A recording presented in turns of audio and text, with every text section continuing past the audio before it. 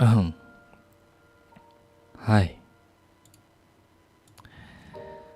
Sound test.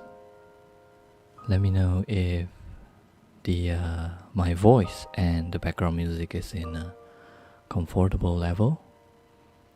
And then I think that we can now start with the greetings. Okay.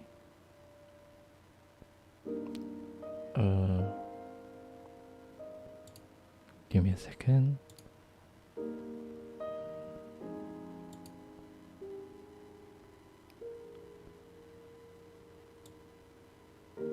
Let's move this over here. Okay.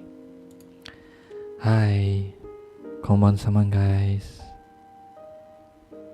Today we are in a very different place than we're usually at. So today is a very special session. It is our night reading ASMR. So this stream is mainly for celebrating 100 subs, 100 Keguris. I know that we have like more than 100 now, so thank you guys so much for following my my live stream, my content, whatever I put out. Thank you for liking and supporting, and I really appreciate each and every one of you guys. Okay, let's greet the chat, shall we? Hi Black Cat, Anan, 感谢代记 유즈, 유자 안녕, 인사하러 왔어, 안녕. 인사해줘서 고마워. 오늘 우리 구독자 100명 기념의 김에 ASMR 도전해볼 건데 되게 평화로운 시간 보냈으면 좋겠다. 졸라나난 感谢代记 欢迎看台 Hello, konbansaman. Yes, konbansaman. Okay, now for today I was thinking like, what do I read? I've been wanting to do like a night reading session. So this has been like a good opportunity to, give you guys like a relaxing time to listen to me reading, because I really like reading. It's just that it's been quite some time since I've done some. So yeah. Oh, hi guys, konbansaman. Yay. 小鱼前辈 Fish senpais brought the fish feeds together for a raid. Thank you. 谢谢小鱼前辈的纠团耶。Hi 阿正，早安。早安。konbansaman. Hi Legion, konbansaman. Hey. Fish senpai, otsukare for the endurance stream. Yay. It was like, this is like the longest you've done, right? It's like 11 hours. So you've done a great job. Sinkula. Yay. So welcome to today's 100 sub celebration. And we're doing like a night reading ASMR here. So oh my god, it's really a long day staring at the screen and I want to sleep now. It's really relaxing. It's okay. This stream, it's meant to, like, you could put it at the side, and if you guys want to sleep, it's okay, because it's partly what I do this stream for. So we're all here to relax. Okay, so let's just put it in the side. You can turn off the lights, cover blankets if you're feeling cold, if you want to feel like cozy as well. And yeah, there's some reminders I've written up on screen, so I'm gonna do like a water break every 10 to 15 minutes, And then, yeah, during that break, I shall reply to chat if there's anything to reply. So yeah, and I was thinking about what to read tonight, and I went through like some of my reading lists, even though it's not long, and yeah, there's this book that I've like reread several times because I really like the story, and I feel like it's a very good, suitable story. It's quite long, to be honest, so we might not, we're most probably not gonna be able to finish the whole book today, but I really like reading it, so I hope you guys would enjoy listening it too. I'm gonna dive a lot, but the moment I don't comment anymore, I probably go to sleep already. So early good night. Yeah, it's okay. Early good night. Okay. Oya saman. So yeah, without further ado, shall we begin the read? So this book is titled The Night Circus by Erin Morgenstern. It's a very random book that I came across like many years ago, and I glad I stumbled into it because up till now it's still one of my favorite books. Yes, the story is really captivating.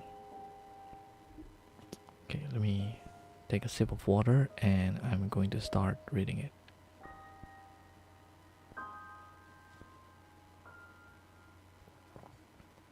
Okay.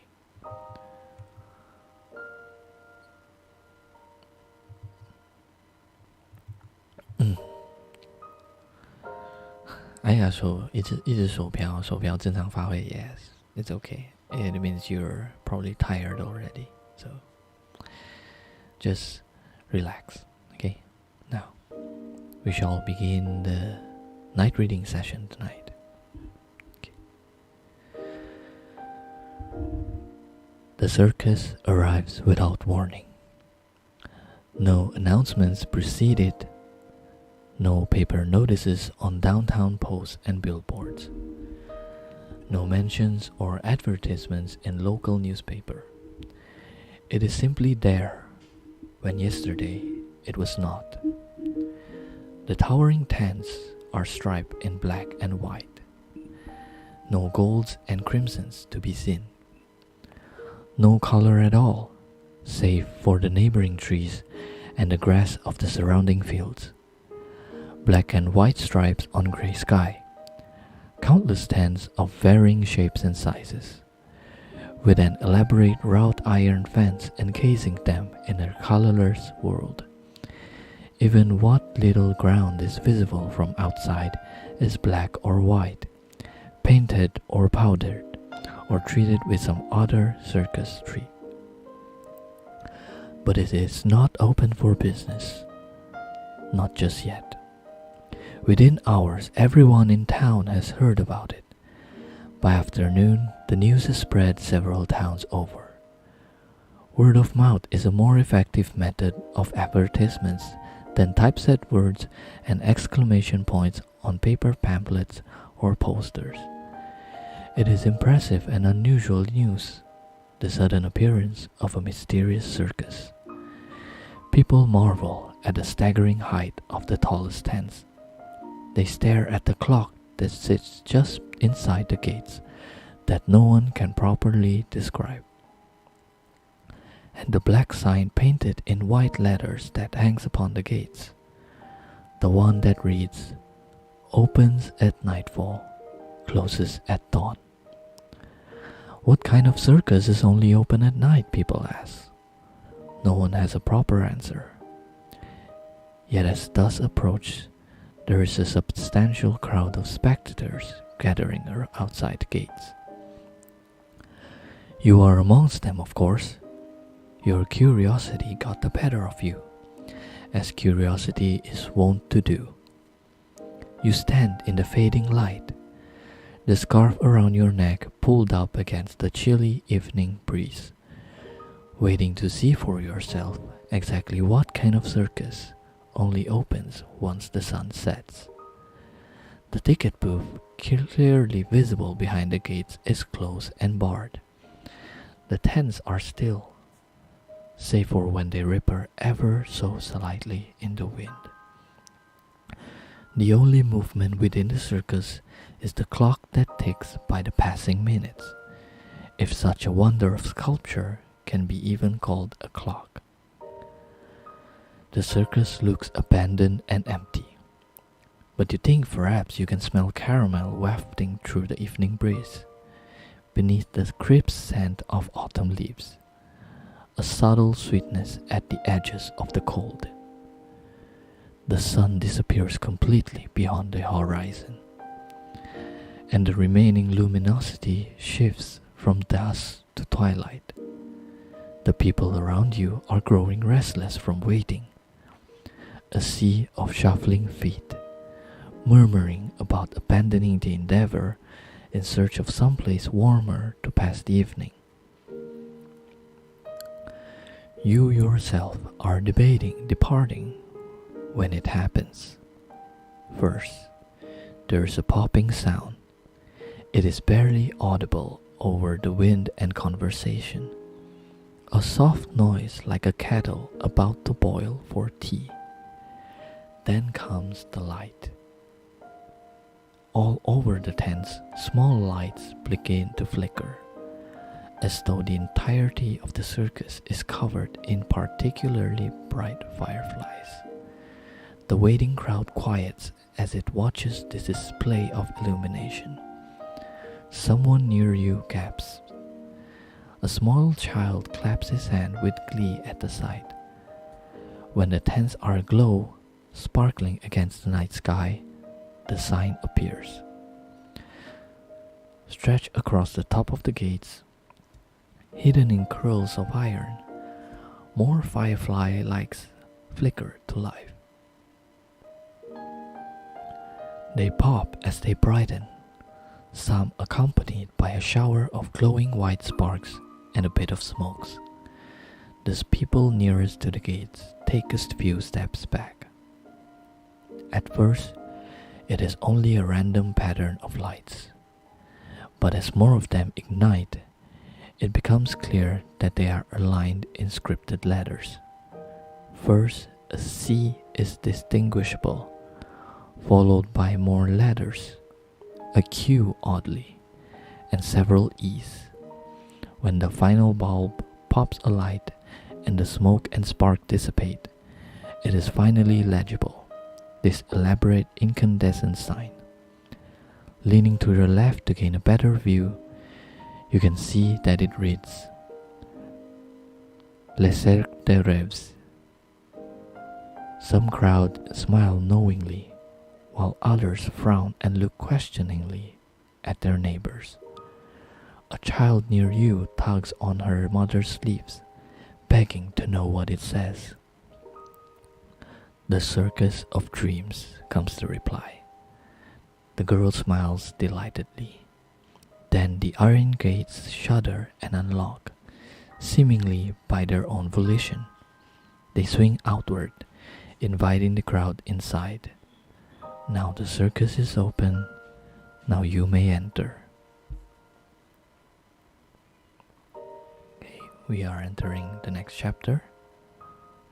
It's called Unexpected Pose, and it's in New York, February 1873.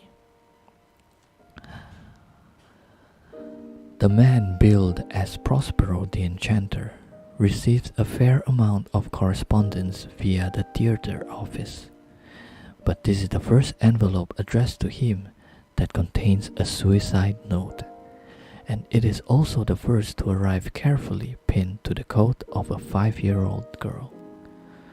The lawyer who escorts her to the theater refused to explain despite the manager's protestations, abandoning her as quickly as he can, with no more than a shrug and the tip of a hat.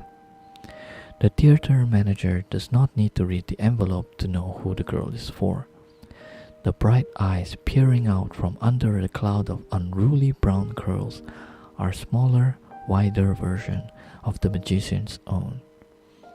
He takes her by the hand, her small fingers hanging limp within his. She refused to remove her coat, despite the warmth of the theater, giving only an adamant shake of her head when he asked her why. The manager takes the girl to his office, not knowing what else to do with her. She sits quietly on an uncomfortable chair beneath a line of frame posters advertising past productions, surrounded by boxes of tickets and receipts. The manager brings her a cup of tea with an extra lump of sugar, but it remains on the desk, untouched, and grows cold. The girl does not move, does not fidget in her seat. She stays perfectly still, with her hands folded in her lap. Her gaze is fixed downward, focused on her boots that do not quite touch the floor. There's a small scuff on one toe, but the laces are knotted in perfect bows. The sealed envelope hangs from the second topmost button of her coat until Prospero arrives. She hears him before the door opens, his footsteps heavy and echoing in the hall. Unlike the measured pace of the manager, who has come and gone several times, quiet as a cat. There is also a package for you, sir, the manager says as he opens the doors, ushering the magician into the cramped office before slipping off to attend other matters. Having no desire to witness what might become of this encounter, the magician scans the office, a stack of letters in one hand, a black velvet cape lined with shockingly white silk cascading behind him, expecting a paper wrap box or crate. Only when the girl looks up at him with his own eyes does he realize what the theater manager was referring to.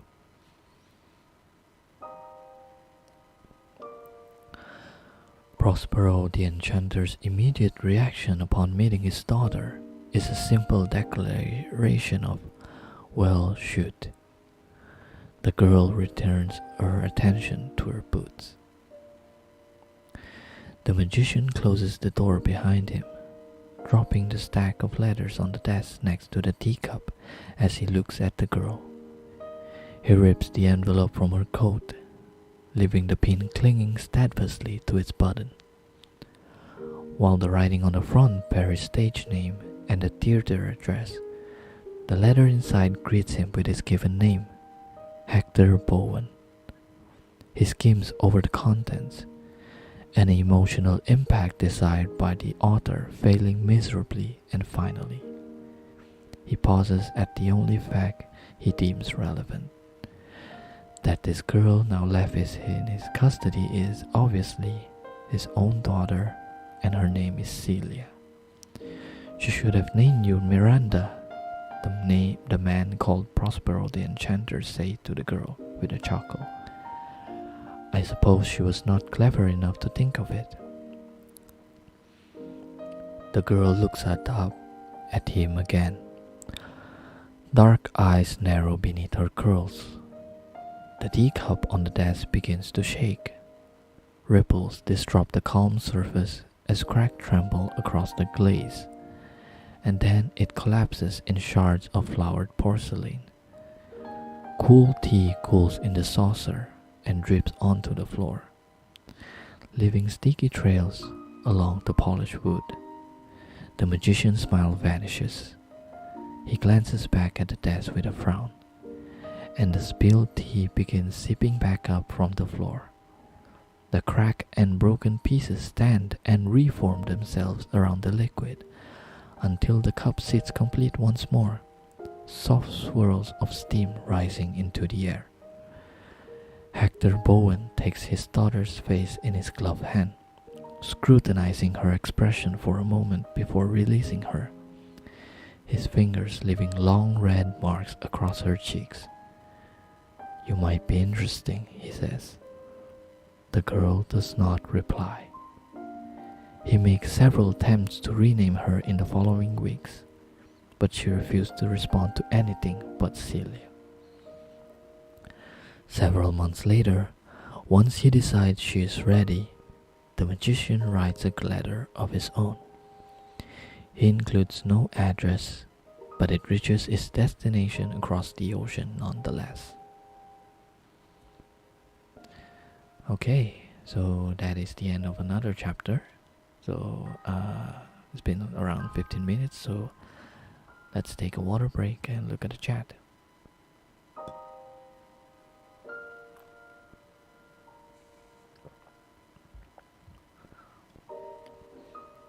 Today is Curio 的哄睡，念书台。Well, it could be both.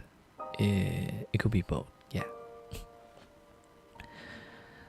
边听边睡耶 ！Hi fish senpai. お疲れ Drink, yeah. Drinking some of the waters.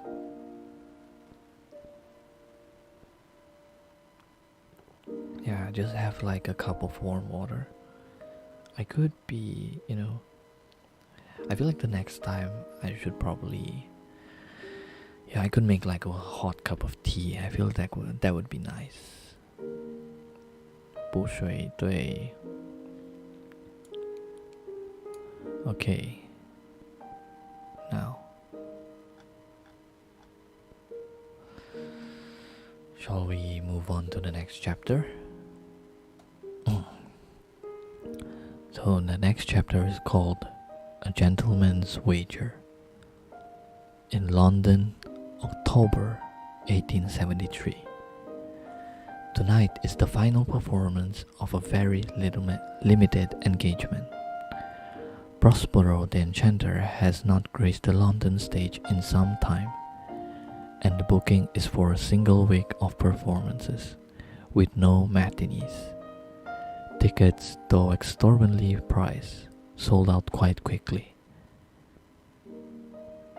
And the theater is so packed, many of the women keep their fans at hand to flutter against their décolletage, warding off the heavy heat that permeates the air despite the autumnal chill outside. At one point in the evening, each of those fans suddenly becomes a small bird, until flocks of them loop the theater to uproarious applause. When each bird returns, falling into neatly folded fans on their respective owners' laps, the applause only grows, though some are too stunned to clap, turning fans of feather and lace over in their hands in wonder, no longer at all concerned about the heat. The man in the grey suit sitting in the stage left box does not applaud. Not for this, not for a single trick throughout the evening. He watches the man upon the stage with a steady, scrutinizing gaze that never wavers through the entire duration of the performance. Not once does he raise his gloved hands to clap. He does not even lift an eyebrow at feats that elicit applause or gasps, or the occasional shriek of surprise from the rest of the rapt audience. After the performance has concluded, the man in the grey suit navigates the crush of patrons in the theater lobby with ease. He slips through a curtained door leading to the backstage dressing rooms unnoticed. Stagehand and dressers never so much as glance at him. He raps on the door at the end of the hall with the silver tip of his cane. The door swings open of its own accord, revealing a cluttered dressing room lined with mirrors, each reflecting a different view of Prospero. His tailcoat has been tossed lazily over a velvet armchair, and his waistcoat hangs unbuttoned over his lace-edged shirt. The top hat, which featured prominently in his performance, sits on a hat stand nearby. The man appeared younger on the stage, his age buried under the glare of the footlights and layers of makeup. The face in the mirror is lined, the hair significantly graying, but there is something youthful in the grin that appears as he catches sight of the man standing in the doorway. "You hated it, didn't you?" he asks without turning away from the mirror, addressing the ghostly gray reflection. He wipes the thick residue of the powder from his face with a handkerchief that might once have been white. "It is a pleasure to see you too, Hector," the man in the gray suit says, closing the door quietly behind him. "You despise every minute, I can tell," Hector Bowen says with a laugh. "I was watching you. Don't try to deny it." He turns and extends a hand the man in the gray suit does not accept. In response, Hector shrugs and waves his finger dramatically in the direction of the opposite wall. The velvet armchair slides forward from a corner packed with trunks and scarves, while the tailcloth floats up from it like a shadow, obediently hanging itself in a wardrobe. "Sit, please," Hector says. "It's not as comfortable as the one upstairs, I'm afraid." "I cannot say I approve of such exhibition," the man in the gray suit says, taking off his gloves and dusting the chair with them before he sits, passing off manipulations as tricks and illusion, charging admission. Hector tosses the powder-covered handkerchief into a table littered with brushes and tins of grease paint. Not a single person in that audience believes for a second that what I do up there is real, he says, gesturing in the general direction of the stage. "That's the beauty of it. Have you seen the contraptions these magicians build to accomplish the most mundane feats? They are a bunch of fish covered in feathers, trying to convince the public they can fly. And I am simply a bird in their midst. The audience cannot tell the difference beyond knowing I am better at it. That does not make it any less frivolous an endeavor." "These people lined up to be mystified," Hector says. "I can mystify them easier than most. Seems a waste to let the opportunity pass by. Pays better than you might think as well. Can I get you a drink? There are bottles hidden around here somewhere, though I'm not entirely sure there are glasses." He attempts to sort through the contents of a table, pushing aside piles of newspapers and a birdless birdcage. "No, thank you," the man in the gray suit says, shifting in his chair and resting his hands on the handle of his cane. "I found your performance curious, and the reaction of your audience somewhat perplexing. You were lacking in precision."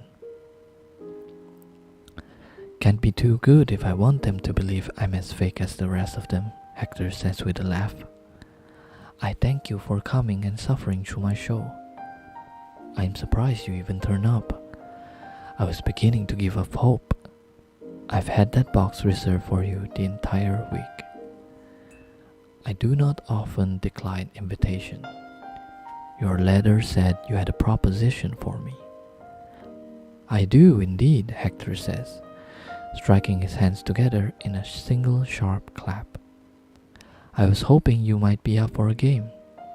It has been far too long since we've played. Though first, you must meet my new project." "I was under the impression that you had given up on teaching." "I had, but this was a singular opportunity I could not resist." Hector walks over to a door mostly hidden by a long-standing mirror.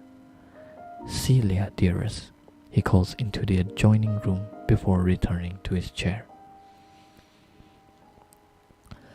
A moment later, a small girl appears in the doorway, dressed too nicely for the chaotic shabbiness of the surroundings.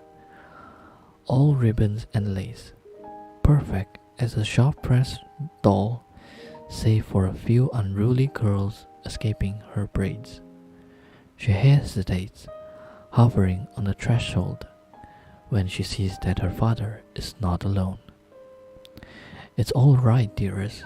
Come in, Hector says, beckoning her forward with a wave of his hand. "This is an associate of mine. No need to be shy." She takes a few steps closer and executes a perfect courtesy, the lace-trimmed hem of her dress sweeping over the worn floorboards. "This is my daughter, Celia," Hector says to the man in the gray suit, placing his hand on the girl's head. "Celia, this is Alexander." "Pleased to meet you," she says. Her voice is barely more than a whisper, and pitched lower than might be expected from a girl her size. The man in the gray suit gives her a polite nod. "I would like you to show these gentlemen what you can do," Hector says. He pulls a silver pocket watch on a long chain from this waistcoat and puts it on the side. "Go ahead." Okay, let me pause right there for a second, and we'll do some water break.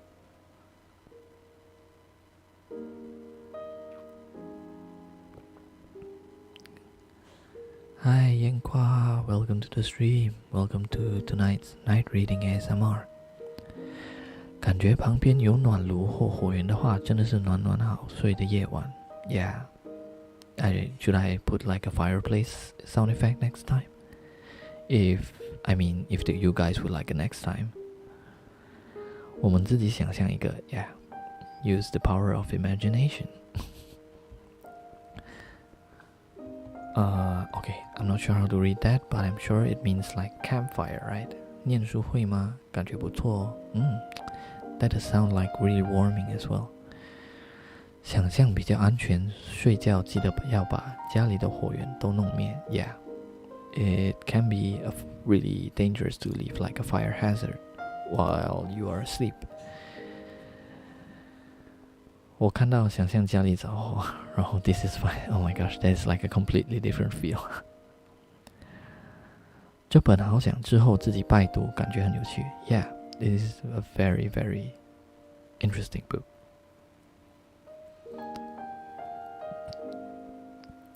It's a novel that I think I was like walking through like some of the translated literature, like 翻译文学 section of like the bookstore, and then I just came across this book, and the title seems interesting enough, and the summary seems interesting enough as well, that I went and looked for the English version, and then I just fell in love with it ever since. Okay, we'll continue with the reading session.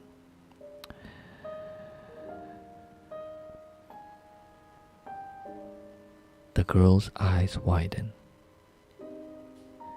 "You said I was not to do that in front of anyone," she says. "You made me promise." "This gentleman is not just anyone," Hector replies with a laugh. "You said no exceptions," Celia protests. Her father's smile fades. He takes her by the shoulders and looks at her sternly in the eye. "This is a very special case," he says. "Please show this man what you can do, just like in your lessons." He pushes her towards the table with the watch. The girl nods gravely and shifts her attention to the watch. Her hand claps behind her back.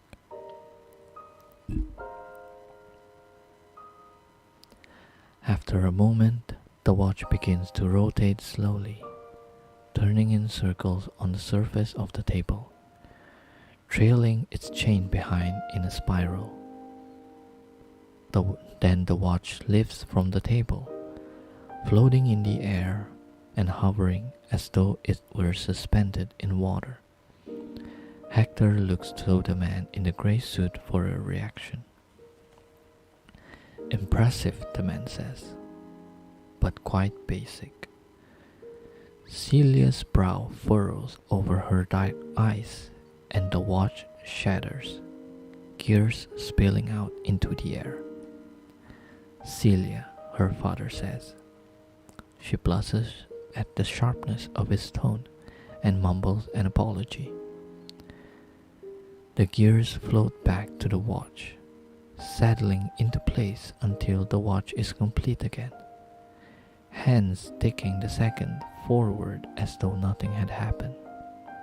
Now that is a bit more impressive, the man in the grey suit admits. But she has a temper. She's young, Hector says, patting the top of Celia's head and ignoring her frown. This is with not even a year of study. By the time she's grown, she will be incomparable. I could take any child off the street and teach them as much. Incomparable is a matter of your personal opinion and easily disproved. Ha, Hector acclaims. Then you are willing to play. The man in the grey suit hesitates only a moment before he nods. Something a bit more complex than last time, and yes, and I may be interested, he says. Possibly. Of course it will be more complex, Hector says. I have a natural talent to play with. I am not wagering that for anything simple. Natural talent is a questionable phenomenon. Inclination perhaps, but innate ability is extremely rare. She's my own child. Of course she has innate ability. You admit she has had lessons, the man in the grey suit says. How can you be certain? Celia, when did you start your lessons? Hector asks, without looking at her. March, she answers. What year, dearest? Hector adds. This year, she says, as though this is a particularly stupid question. 8 months of lesson, Hector clarifies, at barely 6 years of age. If I recall correctly, you sometimes start your own students a bit younger than that. Celia is clearly more advanced than she would be if she did not have natural ability. She could levitate that watch on her first try. The man in the grey suit turns his attention to Celia. You broke that by accident, did you not? He asks, nodding at the watch sitting on the table. Celia frowns and gives him the tiniest of nods. She has remarkable control for one so young, he remarks to Hector. But such a temper is always an unfortunate variable. It can lead to impulsive behavior. She'll either grow out of it or learn to control it. It's a minor issue. The man in the grey suit keeps his eye on the girl, but addresses Hector when he speaks.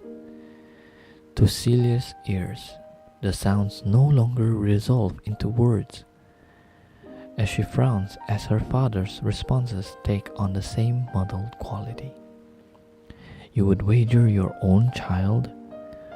She won't lose, Hector says. I suggest you can find a student you can tolerate parting with, if you do not already have one to spare. I assume her mother has no opinion on the matter. You assume correctly. The man in the grey suit considers the girl for some time before he speaks again. And still, she does not comprehend the words. I understand your confidence in her ability, though I encourage you to at least consider the possibility that she could be lost. should the competition not play out in her favor. I will find a player to truly challenge her. Otherwise, there is no reason for me to agree to participate. Her victory cannot be guaranteed. That is a risk I am willing to take, Hector says without even glancing at his daughter. If you would like to make it official here and now, go right ahead. The man in the gray suit looks back at Celia, and when he speaks, she understands the words once more. Very well, he says with a nod. He made me not hear right, Celia whispers when her father turns to her. I know, dearest, and it wasn't very polite, Hector says as he guides her closer to the chair, where the man scrutinizes her with eyes that are almost as light as gray as his suit.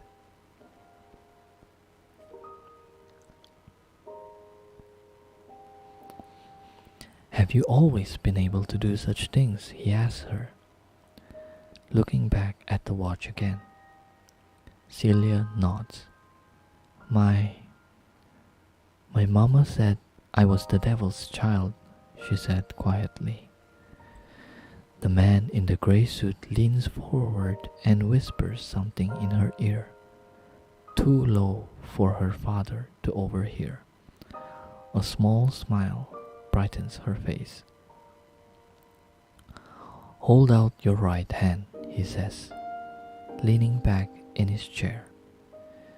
Celia immediately puts out her hand, palm up, unsure of what to expect. But the man in the gray suit does not place anything in her open palm. Instead, he turns her hand over and removes a silver ring from his pinky. He slides it onto her ring finger, though it is too loose for her slim fingers, keeping his other hand around her wrist. She is opening her mouth to state the obvious fact that the ring, though very pretty, does not fit when she realizes that it is shrinking on her hand. Her momentary glee at the adjustment is crushed by the pain that follows as the ring continues to close around her finger, the metal burning into her skin. She tries to pull away, but the man in the gray suit keeps his hand firmly around her wrist. The ring thins and fades, leaving only a bright red scar around Celia's finger.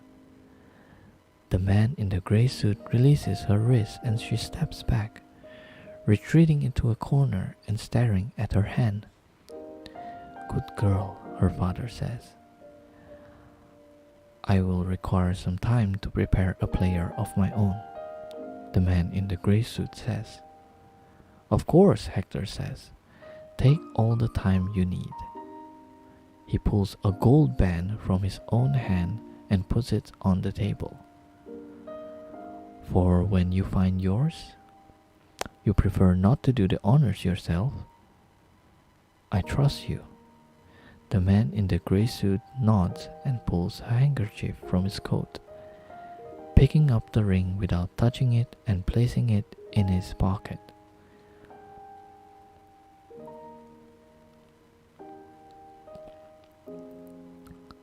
I do hope you are not doing this because my player won the last challenge. Of course not, Hector says. I'm doing this because I have a player that can beat anyone you choose to put against her, and because time have changed enough to make it interesting. Besides, I believe the overall record leans in my favor.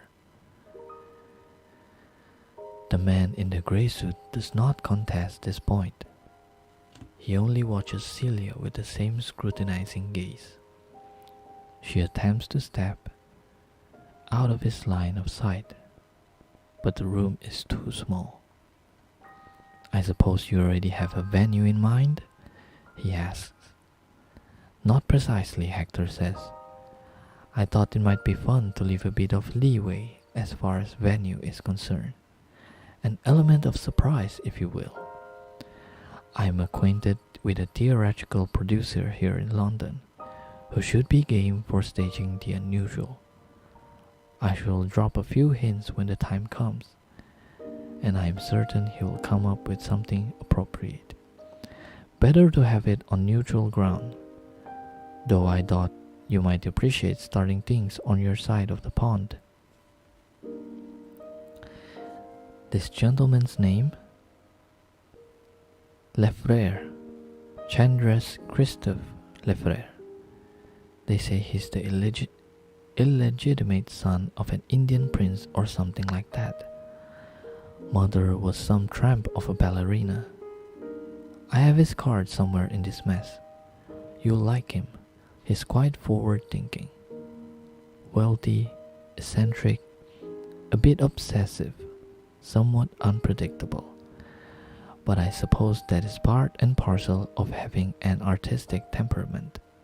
The pile of papers on a nearby desk shifts and shuffles until a single business card finds its way to the surface and sails across the room. Hector catches it in his hand and reads it before handing it to the man in the grey suit. He throws wonderful parties. The man in the grey suit puts it in his pocket without so much as glancing at it. I have not heard of him, he says, and I am not fond of public settings for such matters. I will take it under consideration. Nonsense! The public setting is half the fun. It brings in so many restrictions, so many challenging parameters to work around.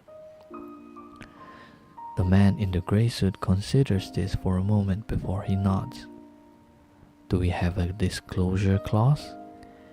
It would be fair, given my awareness of your choice of player.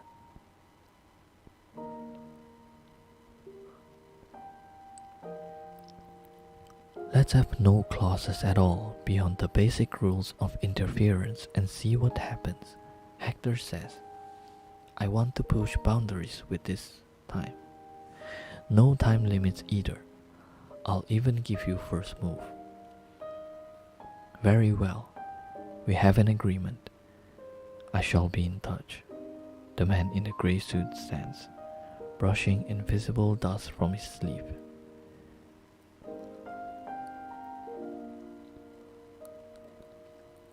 It was a pleasure to meet you, Miss Celia.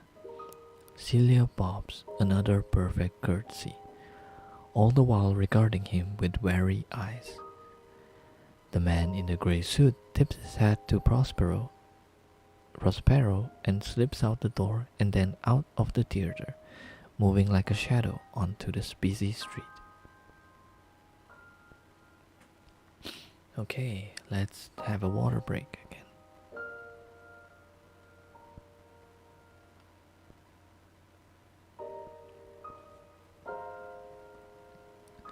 Go rest liao, bye bye. Bye, legend. Okay.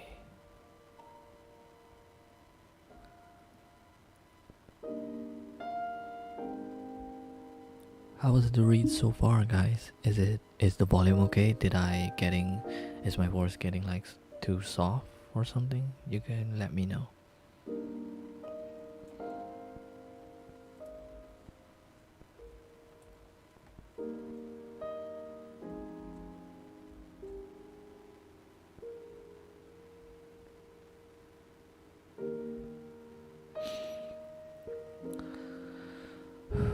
Okay, let's continue on with the reading session. In his dressing room, Hector Bowens chuckles to himself while his daughter stands quietly in a corner, looking at the scar on her hand. The pain fades as quickly as the ring itself, but the raw red mark remains. Hector takes the silver pocket watch from the table, comparing the time to the clock on the wall. He winds the watch slowly, regarding the hands intently as they swirl around the face. Celia, he says without looking up at her, why do we wind our watch? because everything requires energy. She recites obediently, eyes still focused on her hand. We must put effort and energy into anything we wish to change. Very good. He shakes the watch's grip gently and replaces it in his pocket. Why did you call that man Alexander? Celia asks. That's a silly question. It's not his name. Now, how might you know that? Hector asks his daughter, lifting her chin to face him and weighing the look in her dark eyes with his own. Celia stares back at him, unsure how to explain. She plays over in her mind the impression of the man in his grey suit, with his pale eyes and harsh features, trying to figure out why the name does not fit on him properly. It's not a real name, she says, not one that he's carried with him always. It's one he wears like his hat, so he can take it off if he wants, like Prospero is for you. You are even more clever than I could have hoped, Hector says, not bothering to refute or confirm her musings about his colleague's nomenclature. He takes his top hat from its stand and puts it on her head, where it slides down and obscures her questioning eyes in a cage of black silk. Okay, we have finished this chapter, and now we shall move on to the next one.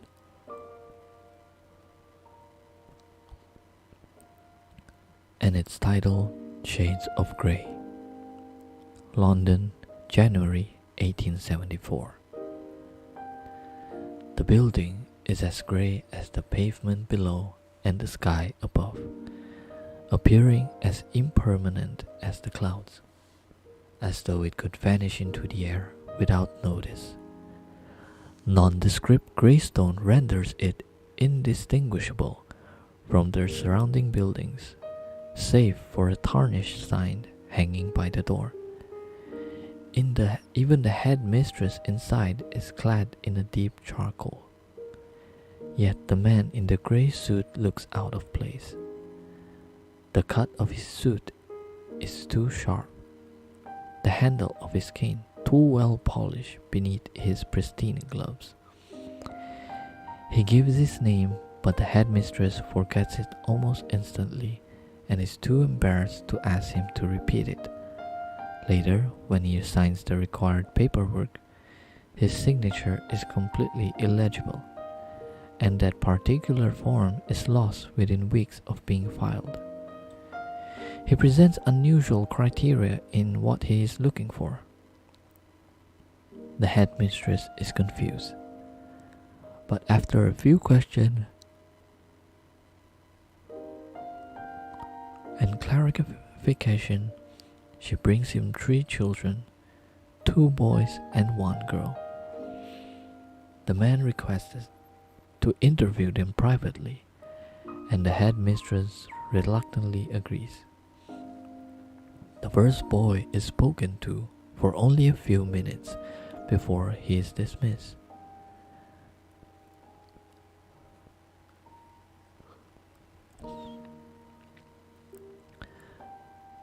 When he passes through the hallway, the other 2 children look to him for some indication of what to expect, but he only shakes his head.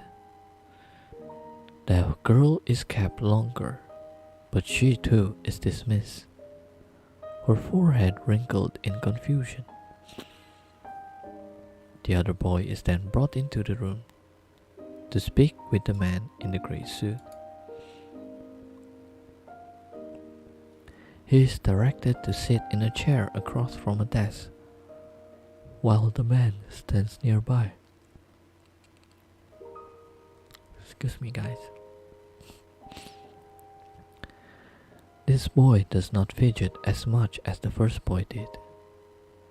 He sits quietly and patiently, his grey-green eyes taking in every detail of the room and the man subtly, aware, but not outright staring. His dark hair is badly cut, as though the barber was too distracted during the process, but some attempt has been made to flatten it. His clothes are rag,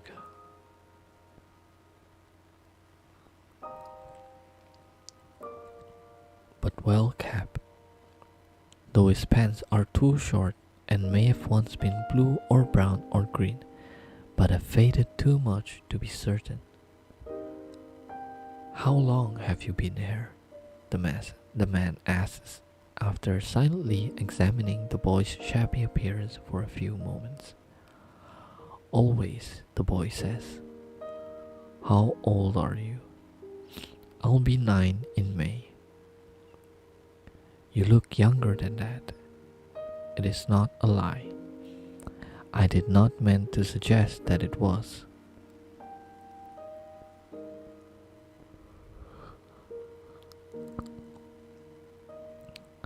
The man in the gray suit stares at the boy without comment for some time. The boy stares back. You can read, I presume? The man asks. The boy nods. I like to read, he says. There aren't enough books here. I've read all of them already. Good. Without warning, the man in the gray suit tosses his cane at the boy.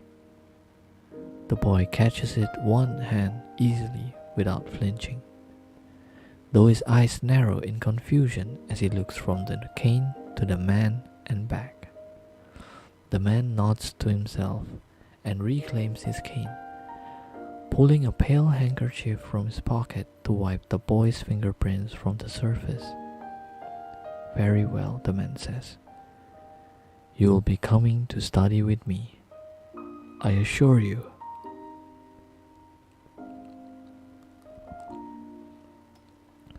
I have a great many books. I will make the necessary arrangement, and then we shall be on our way. Do I have a choice? Do you wish to remain here? The boy considers this for a moment. No, he says. Very well. Don't you want to know my name? The boy asks. Names are not of nearly as much import as people like to suppose. The man in the gray suit says. A label assigned to identify you either by this institution or your departed parents is neither of interest nor value to me. If you find you are in need of a name at any point, you may choose one for yourself.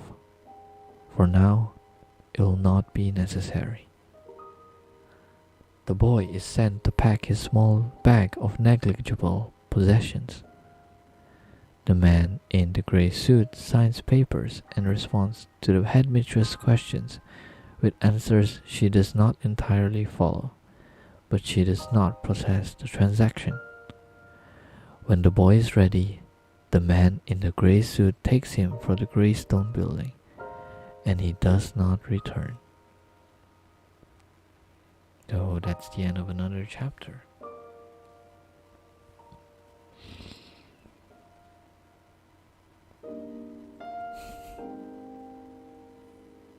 Okay, let me do some stretches.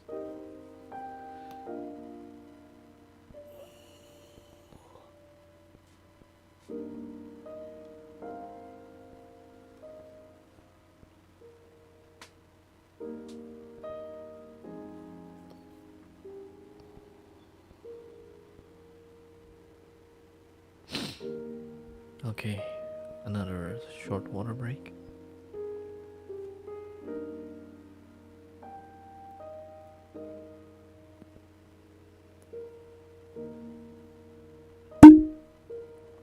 Sorry.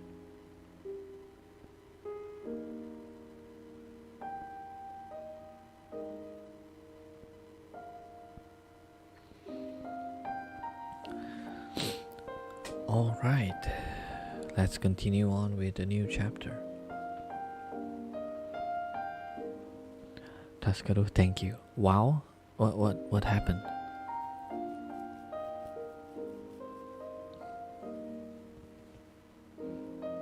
Something happened?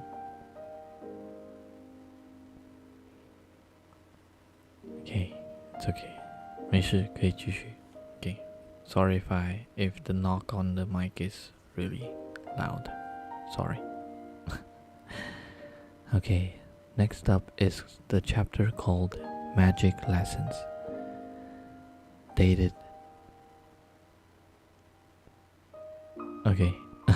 dated 1875 to 1880. Celia grows up in a series of theaters, most often in New York, but there are long stretches in other cities: Boston, Chicago, San Francisco. Occasional excursions to Milan or Paris or London. They blend together in a haze of moss and velvet and sawdust to the point where she sometimes does not recall what country she is in. Not that it matters.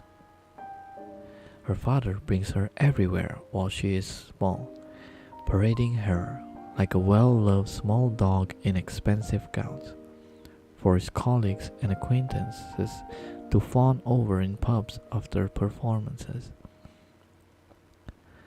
When he decides she is too tall to be an adorable accessory, he begins abandoning her in dressing rooms or hotels.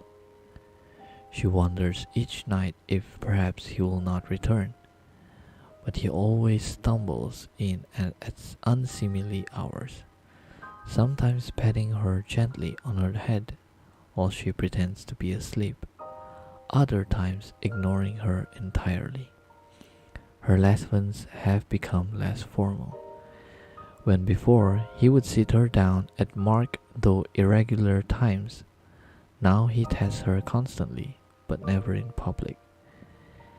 Even tasks as simple as tying her boots, he forbids her to do by hand. She stares at her feet, silently willing the lace to tie and untie in messy bows, scowling when they tangle into knots. Her father is not forthcoming when she asks questions. She has gathered that the man in the gray suit, whom her father called Alexander, also has a student, and there will be some sort of game. Like chess? She asks once. No, her father says, not like chess.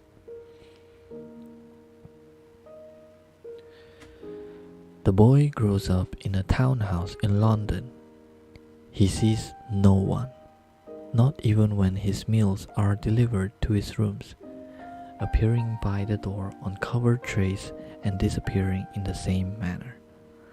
Once a month, a man who does not speak is brought in to cut his hair. Once a year, the same man takes measurements for new clothing. The boy spends most of his time reading and writing, of course. He copies down sections of books, writes out words and symbols he does not understand at first, but that become intimately familiar beneath his ink-stained fingers, formed again and again in increasingly steady lines. He reads histories and mythologies and novels. He slowly learns other languages, though he has difficulty speaking them. There are occasional excursions to museums and libraries.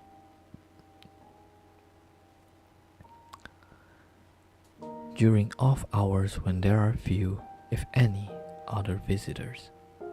The boy adored these trips, both for the contents of the buildings and the deviation from his set routine. But they are rare, and he is never permitted to leave the house unescorted. The man in the gray suit visits him in his rooms every day, most often accompanied by a new piles of books, spending exactly 1 hour lecturing about things the boy is unsure he will ever truly understand. Only once does the boy inquire as to when he will actually be allowed to do something. The kinds of things that the man in the gray suit demonstrates very rarely himself during these strictly scheduled lessons. "When you are ready" is the only answer he receives. He is not deemed ready for some time. The doves that appear on stage and occasionally in the audience during Prospero performances are kept in elaborate cages, delivered to each theater along with the rest of his luggage and supplies. A slamming door sends a stack of trunks and cases tumbling in his dressing room, toppling a cage full of doves. The trunks right themselves instantly, but Hector picks up the cage to inspect the damage. While most of the doves are only days from the fall, one clearly has a broken wing. Hector carefully removes the bird, the damaged bars repairing as he sets the cage down. "Can you fix it?" Celia asks. Her father looks at the injured dove and then back at his daughter, waiting for her to ask a different question. "Can I fix it?" she asks for a moment. "Go ahead and try," her father says, handing it to her. Celia gently strokes the trembling dove, staring intently at its broken wing. The bird makes a painful, strangled sound, much different than its normal coo. "I can't do it," Celia says with tears in her eyes, lifting the bird up to her father. Hector takes the dove and swiftly twists its neck, ignoring his daughter's cry of protest. "Living things have different rules," he says. "You should practice with something more basic." He picks up Celia's only doll from a nearby chair and drops it to the floor, the porcelain head cracking open.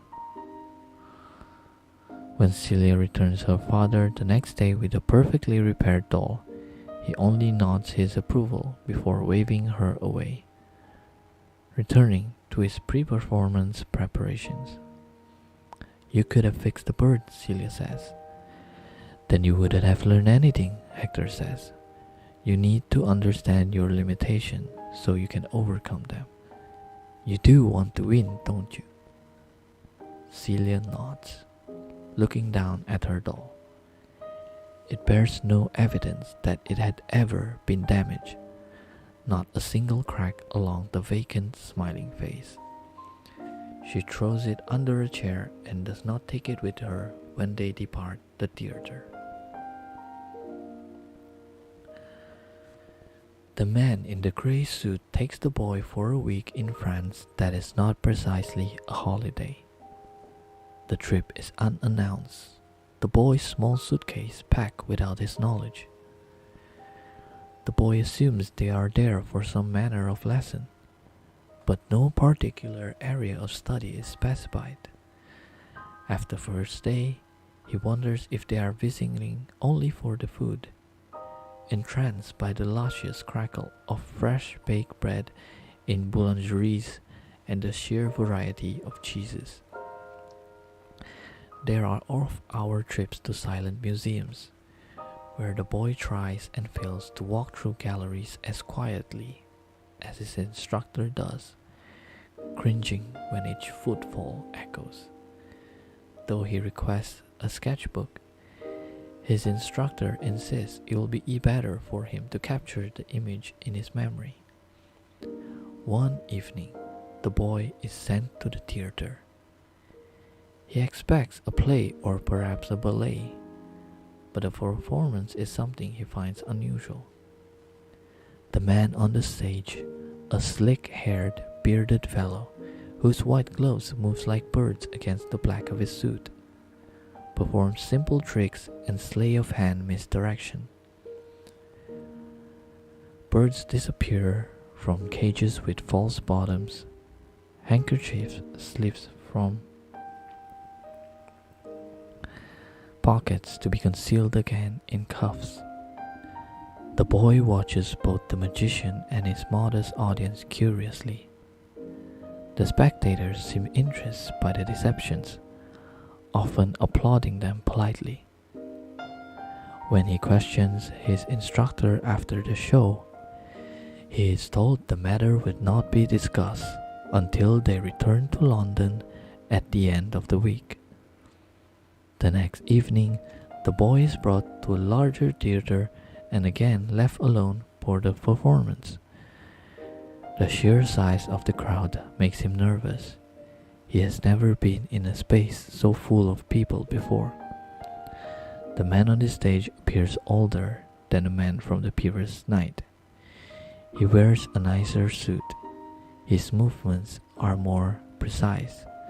Every exhibition is not only unusual but captivating. The applause is more than polite. And this magician does not hide handkerchiefs within his lace shirt cuffs.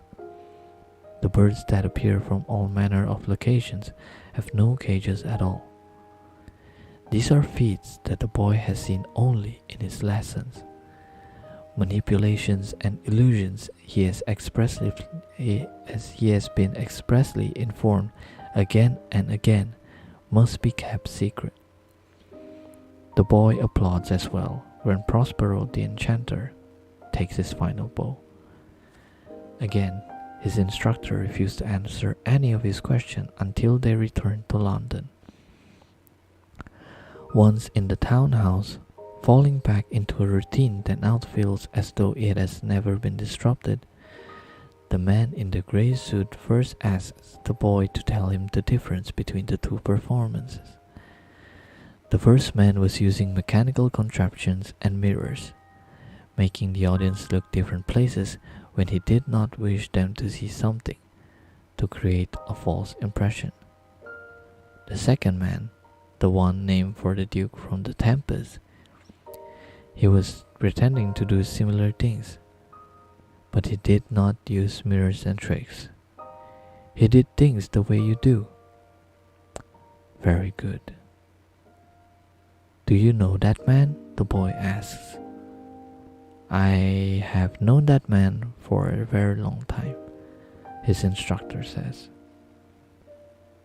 Does he teach those things as well? The way you teach me? His instructor nods, but does not elaborate. How can the people watching not see the difference? The boy asks. To him it is clear, though he cannot properly articulate why. It was something he felt in the air as much as observed with his eyes. People see what they wish to see, and in most cases, what they are told that they see. They do not discuss the matter further. While there are other not quite holidays, though they are rare, the boy is not taken to see any other magicians.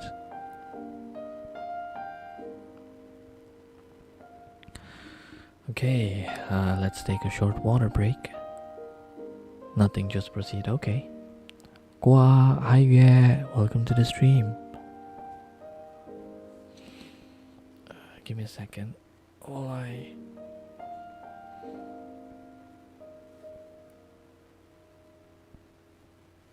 take a water break and probably reply to some important message.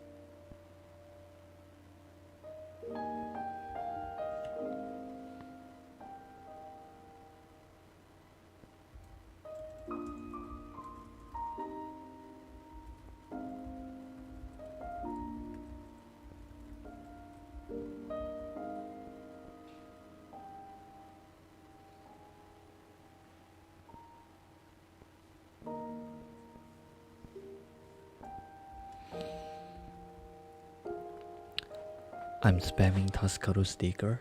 Wait, is there a Tuscaro sticker? 念了多少章了？Okay. I am actually reading like the ebook version. I have the physical book, but it is not with me right now. I left it in the Elf Kingdom at, where Papa and Mama Midori lives. So this ebook has like 200 pages, and we are right at page 23.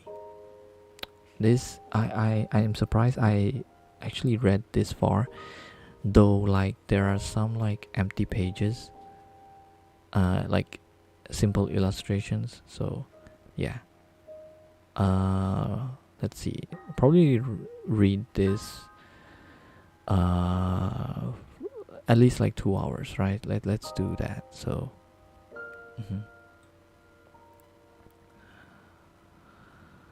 okay, that is a good rest, so let's continue on.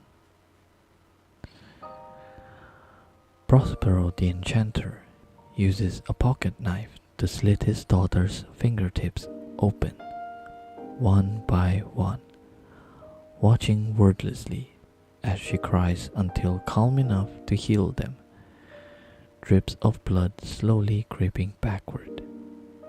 The skin melts together, swirls of fingerprint ridges finding one another again, closing solidly once more.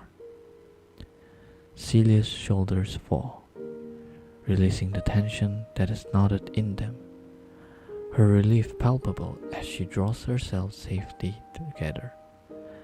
Her father gives her only moments to rest before slicing each of her newly healed fingers again. The man in the gray suit takes a handkerchief from his pocket and drops it on the table, where it lands with a muffled thump, something heavier than silk hidden in the folds. He pulls the square of silk upward, letting the contents, a solitary gold ring, roll out onto the table. It is slightly tarnished and engraved with something that the boy thinks might be words in Latin, but the script is looping and flourish and he cannot make them out. The man in the gray suit replaces the now empty handkerchief in his pocket. Today we are going to learn about binding, he says. When they reach the point of the lesson that includes the practical demonstration, he instructs the boy to place the ring on his own hand. He never touches the boy, regardless of the circumstances. The boy tries in vain to pry the ring off from his finger as it dissolves into his skin. Bindings are permanent, my boy, the man in the gray suit says. What am I bound to? The boy asks, frowning at the scar where the ring had been moments before. An obligation you already had, and a person you will not meet for some time. The details are not important at this point. This is merely a necessary technicality. The boy only nods and does not question further. But that night, when he is alone again and unable to sleep, he spent hours staring at his hand in the moonlight, wondering who the person he is bound to might be.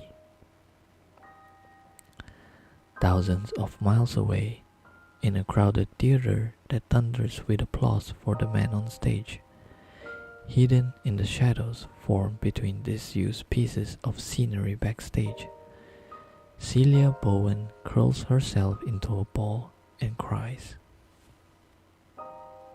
Okay, that is the end of that chapter. And now we are in the next chapter, titled Le Batelier. I think that's how it's pronounced, because I think I'm fairly certain that that's in French. So this is in London, May to June 1884.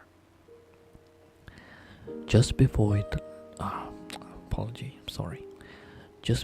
the boy turns 19, the man in the grey suit removes him from the townhouse without notice, setting him up in a modestly sized flat with a view of the British Museum. At first, he assumes that it is only a temporary matter. There have been, of late, journeys of weeks or even months to France and Germany and Greece, filled with more studying than sightseeing. But this is not one of those not quite holidays spent in a luxurious hotel. It is a modest flat with basic furnishings, so similar to his former rooms that he finds it difficult to feel anything resembling homesickness, save for the little library, though he still possesses an impressive number of books. There is a wardrobe full of well-cut but nondescript black suits, crisp white shirts, a row of custom-fitted bowler hats. He inquires as to when what is referred to only as his challenge will begin. The man in the grey suit will not say, although the move clearly marks the end of formal lessons.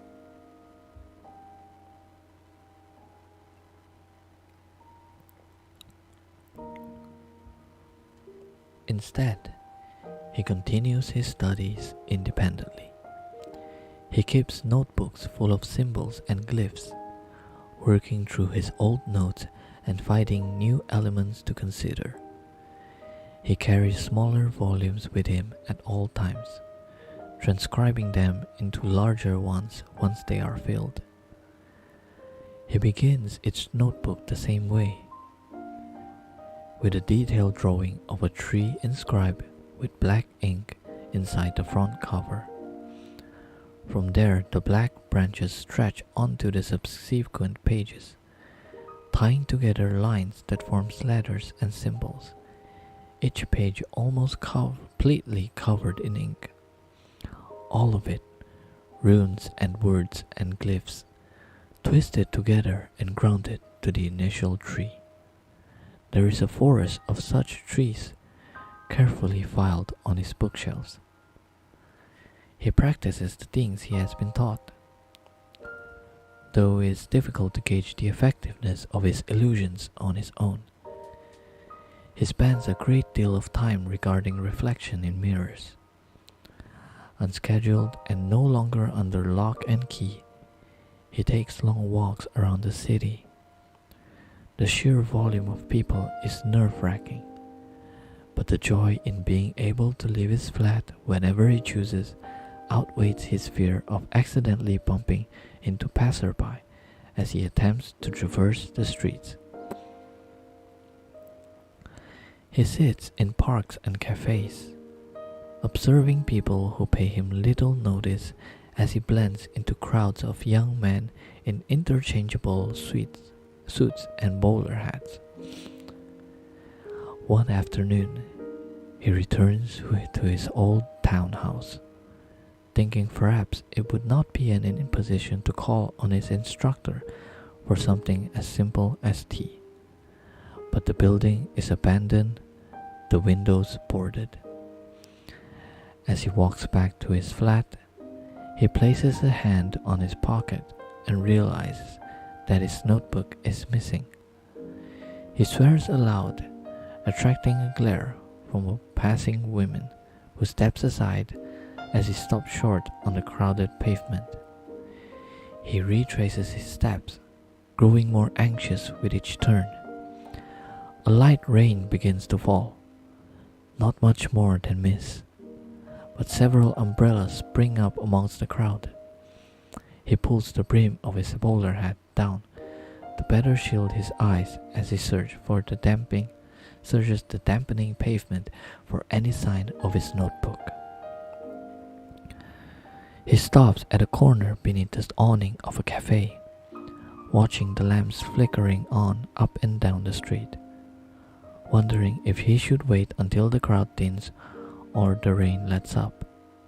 Then he noticed that there is a girl standing some paces away, also sheltered beneath the awning, and he is poring over the pages of a notebook that he is quite certain is his own. She is perhaps 18, perhaps a little bit younger. Her eyes are light, and her hair is an indeterminate color that cannot seem to decide if it's blonde or brown. She wears a dress that would have been quite fashionable 2 years ago, and is damp from the rain. He steps closer, but she does not notice. She stays completely absorbed in the book. She has even removed one of her gloves to better handle the delicate pages. He can now see that it is indeed his own journal, open to a page with a card pasted onto it, printed with winged creatures sprawling over a spoke wheel. His handwriting covers the card and the paper around it, incorporating it into solid text. He watches her expression as he flips through the pages, a mixture of confusion and curiosity. "I believe you have my book," he says after a moment. The girl jumps in surprise and nearly drops the notebook, but manages to catch it, though in the process her gloves flutters to the pavement.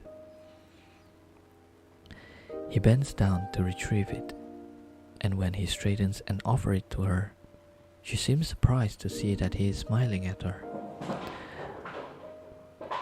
I'm sorry. It might have been baby girl outside. Give me one moment.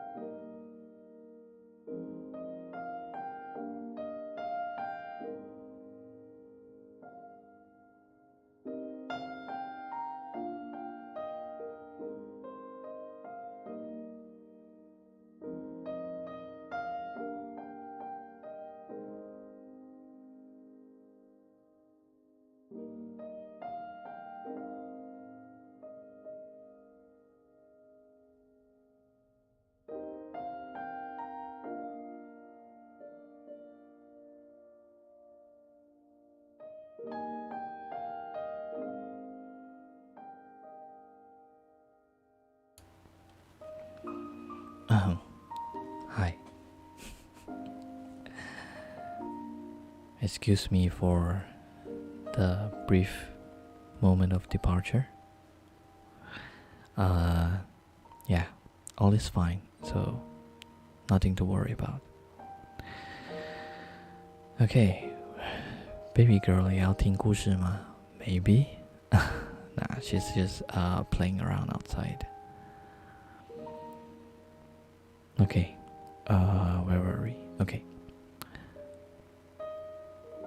"I'm sorry," she says, accepting her glove and quickly pushing the journal at him. "You dropped it in the park, and I was trying to give it back, but I lost track of you and then I'm sorry." She stops, flustered. "That's quite all right," he says, relieved to have it back in his possession. "I was afraid it was lost for good, which would have been unfortunate. I owe you my deepest gratitude. Miss Martin," she supplies, and it sounds like a lie. "Isobel Martin." A questioning look follows, waiting for his own name. "Marco," he says. "Marco Alistair." The name tastes strange on his tongue, the opportunities to speak it aloud falling few and far between.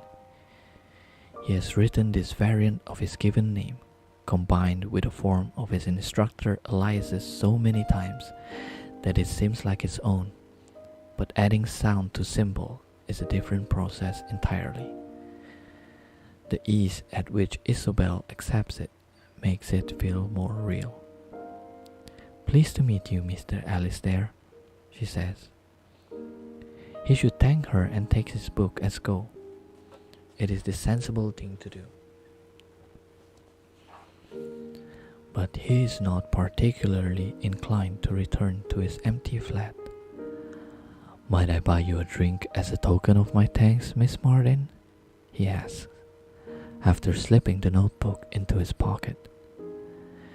Isobel hesitates, likely knowing better than to accept invitation for drinks from strange men on darkened street corners, but to his surprise, she nods. "That would be lovely, thank you," she says. "Very well," Marco says, "but there are better cafes than this particular one." He gestures at the window next to them. "Within a reasonable distance, if you don't mind a damp walk." "I'm afraid I don't have an umbrella with me." "I don't mind," Isobel says. Marco offers her his arm, which she takes, and they set off down the street in the softly falling rain. They walk only a block or two and then down a rather narrow alley, and Marco can feel her tense in the darkness, but she relaxes when he stops at a well-lit doorway next to a stained glass window. He holds the door open for her as they enter a tiny cafe, one that has quickly become his favorite over the past few months, one of the few places in London where he feels truly at ease.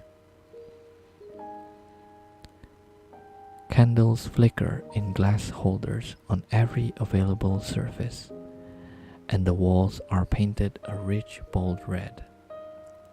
There are only a few patrons scattered about the intimate space and plenty of empty tables.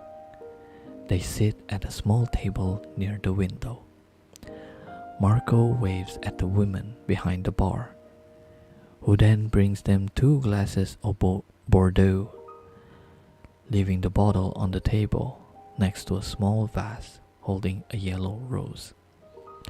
As the rain patters gently against the windows, they converse politely about insubstantial things. Marco volunteers very little information about himself, and Isobel responds in kind. When he asks if she is hungry, she gives a polite non-answer that betrays that she is famished. He catches the attention of the women behind the bar again, who return a few minutes later with a platter of cheese and fruits and slices of baguette. "However did you find a place like this?" Isobel asks. Trial and error," he says, "and a great many glasses of horrible wine." Isobel laughs. "I'm sorry," she says, "though at least it worked out well in the end. This place is lovely. It's like an oasis."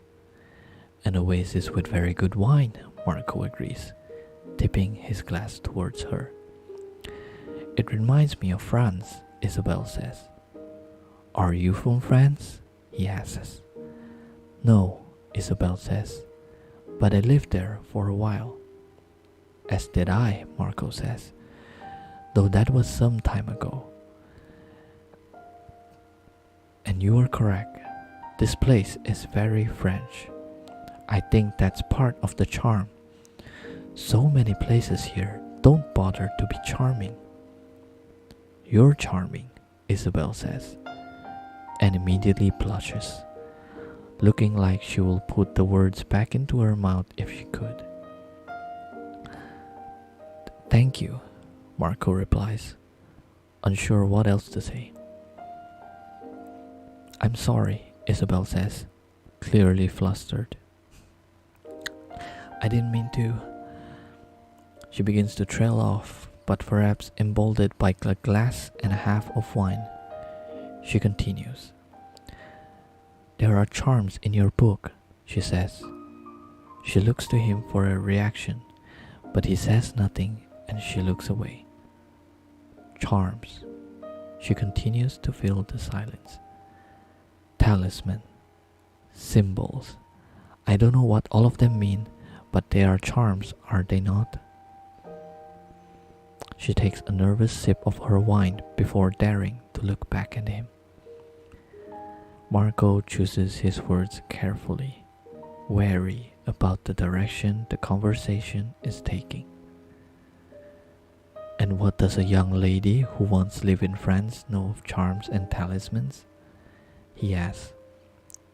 Only things I've read in books, she says. I don't remember what all of them means. I only know the astrological symbols and some of the alchemical ones. But I don't know them particularly well either, she pauses, as though she cannot decide whether or not she wants to elaborate. But then she adds, La roue de fortune, the wheel of fortune. I'm sorry if my French pronunciation is like worse, but yeah, please excuse me with that. The card in your book.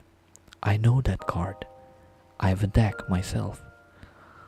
While earlier Marco had determined her to be a little more than mildly intriguing and fairly pretty, this revelation is something more.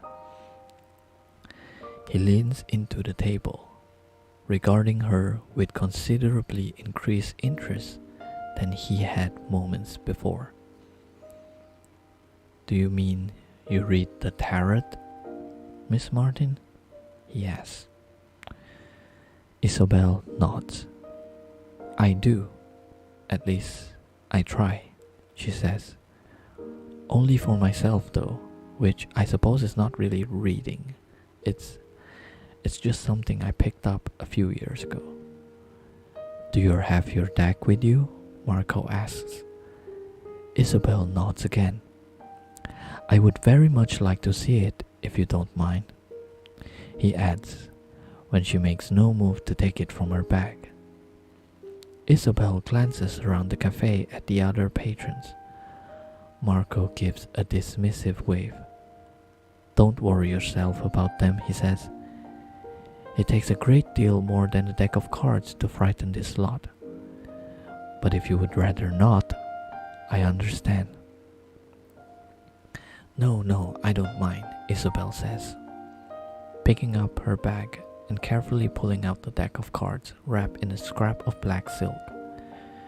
She removes the cards from her covering and places them atop the table. May I? Marco asks as he moves to pick them up.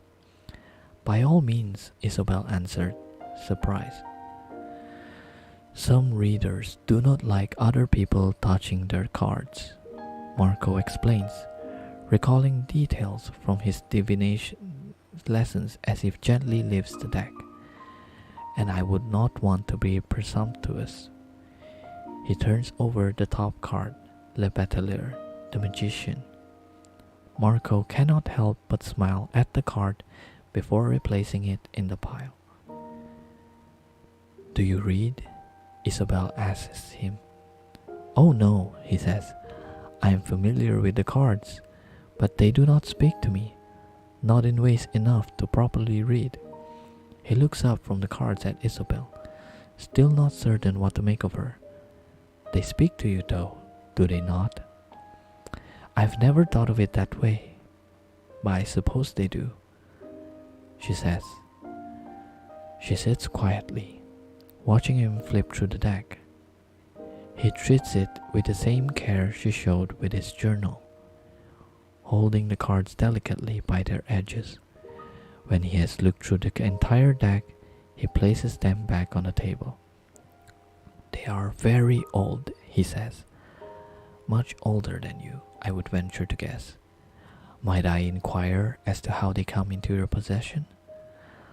I found them in a jewelry box in an antique shop in Paris years ago, Isabel says.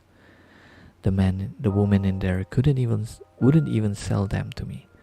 She just told me to take them away, get them out of her shops. Devil cards, she called them. Cartes du diable. People are naive about such things, Marco says. A praise oft repeated by his instructor as both admonishment and warning. And they would rather write them off as evil than attempt to understand them. An unfortunate truth, but a truth nonetheless. What is your notebook for? Isabel asks. I did not mean to pry, I just find it interesting.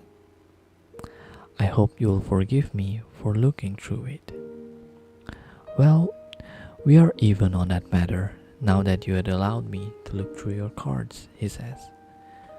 But I am afraid it is rather complex, and not the easiest of matters to explain or believe. I can believe quite a lot of things, Isabel says. Marco says nothing, but watches her as intently as he had regarded her cards. Isabel holds his gaze and does not look away. It is too tempting to have found someone who might even begin to understand the world he has lived in almost his entire life. He knows he should let it go, but he cannot. I could show you if you wish, he says after a moment. I would like that, Isabel says. They finish their wine and Marco settles the bill with the woman behind the bar. He places his bowler hat on his head and takes Isabel's arm as they leave the warmth of the cafe, stepping out once again into the rain. Marco stops abruptly in the middle of the next block, just outside a large gated courtyard.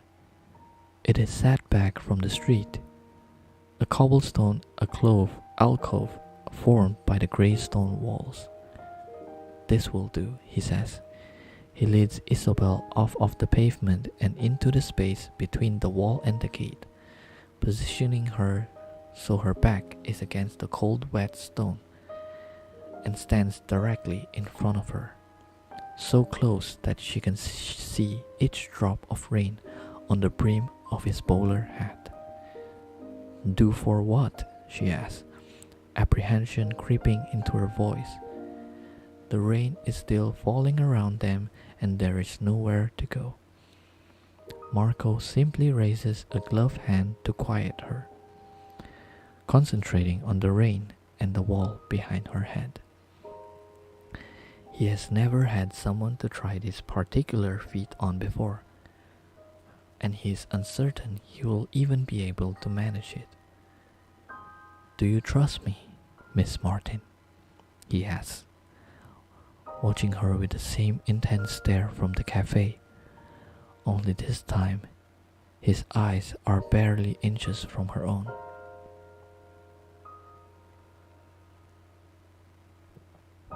Yes, she says, without hesitation.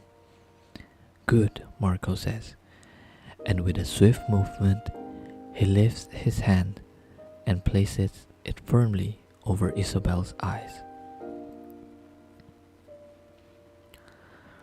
Startled, Isabel freezes. Her vision is obscured completely. She can see nothing and feels only the damp leather against her skin. She shivers and is not entirely sure it is due to the cold or the rain. A voice close to her ears whispers words she has to strain to hear and that she does not understand.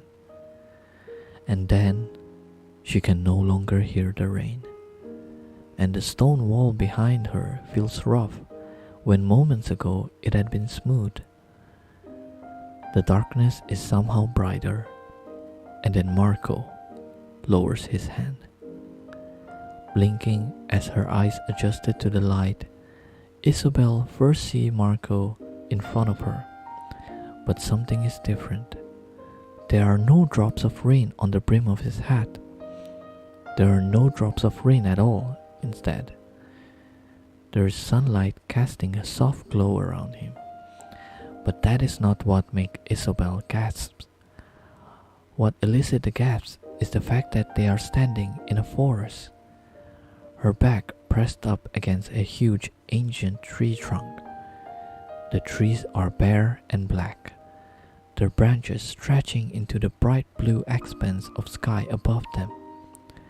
The ground is covered in a light dusting of snow that sparkles and shines in the sunlight. It is a perfect winter day, and there is not a building in sight for miles, only an expanse of snow and wood. A bird calls in a nearby tree, and one in the distance answers it. Isabel is baffled. It is real. She can feel the sun against her skin and the bark of the tree beneath her fingers. The cold of the snow is palpable, though she realizes her dress is no longer wet from the rain. Even the air she is breathing into her lungs is unmistakably crisp country air, with not a hint of London smog. It cannot be, but it is real. This is impossible, she says, turning back to Marco. He smiles, his bright green eyes dazzling in the winter sun. Nothing is impossible, he says.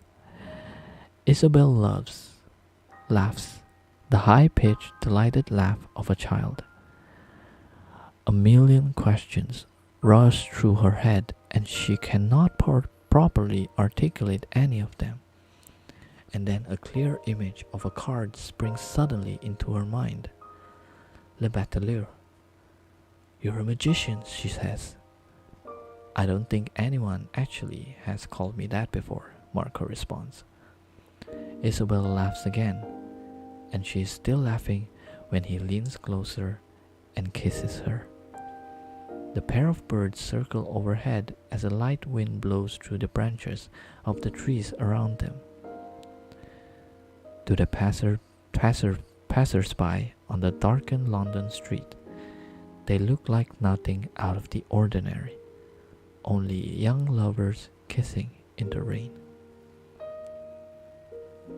So that is the end of the chapter Le Batelier. And let's take a short water break. 是不是要发糖了? Well, judging from the end of the chapter, what do you think? What do you think, senpai? Hey, hi Jasian, welcome to the stream. Today we're doing a night reading ASMR. So if you're heading off to sleep soon, just sit back and relax. Yay.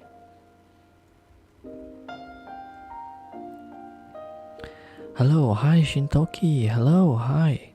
I believe this is our first time meeting. Welcome. Let me introduce myself. I am a Malaysian vtuber. I am the second gen vtuber from Pasa Virtual Entertainment, the ever curious elf researcher Curio Midori. Nice to meet you. Welcome to the stream. Today we are celebrating 100 subs. It's a celebration that's long overdue, and I have decided to do a night reading ASMR as a good ending to stream of this week and also this year. So yeah, today we are reading a book titled The Night Circus by Erin Morgenstern. So yeah, there's some reminders on the screen, and yeah, I hope you enjoyed the reading session today or tonight. Okay, let's see, let me take a quick look at this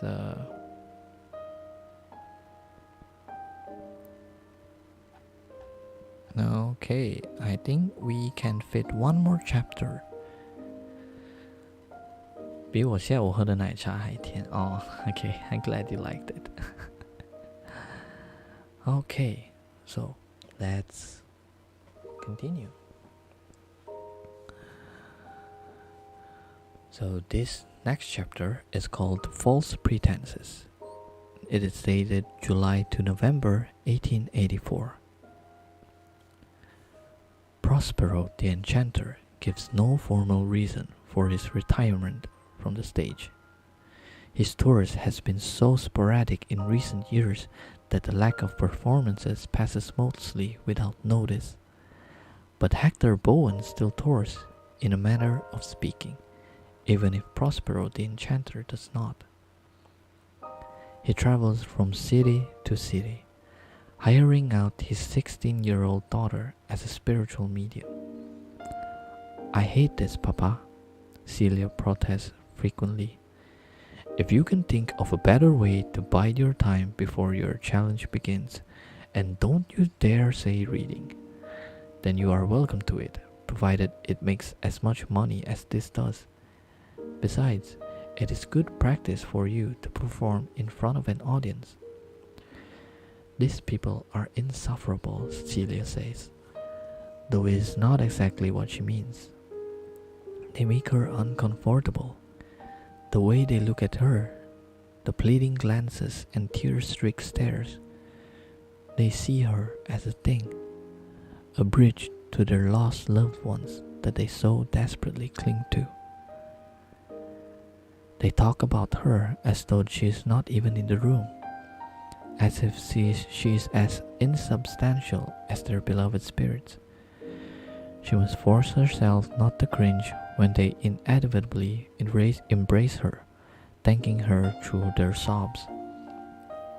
"These people mean nothing," her father says. "They cannot even begin to grasp what it is they think they see and hear, and it is easier for them to believe they are receiving miraculous transmission from the afterlife.